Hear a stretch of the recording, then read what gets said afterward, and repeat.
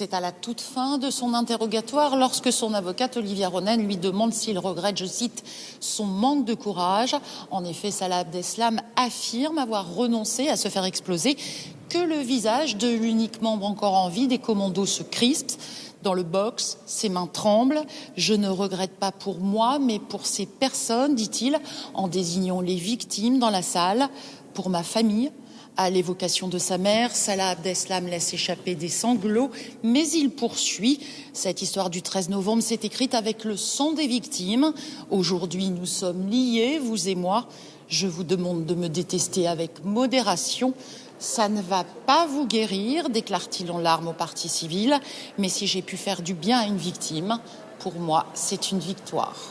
Aujourd'hui, on a eu d'abord un ton un petit peu plus grave, et puis ça s'est terminé effectivement par le fait qu'il demande pardon formellement, quoi. Ce qui est une surprise, oui, on peut dire que c'est une surprise. Ni les clients qui étaient dans la salle, ni moi-même n'avons été émus par ce qui a ressemblé à un exercice de style dans lequel il pleurait sur lui, sur ses amis, et pas beaucoup sur les victimes, ou pas du tout sur les victimes. C'est ainsi que s'achève l'ultime interrogatoire de Salah Abdeslam. Il ne reprendra la parole qu'à la toute fin du procès, avant que les magistrats partent délibérer.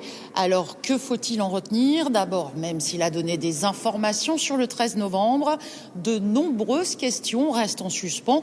Y avait-il un 4e commando ? Les terroristes avaient-ils ciblé un bar du 18e arrondissement, comme l'affirme Abdeslam, ou s'agissait-il du métro ? Enfin, quel était son rôle exact ?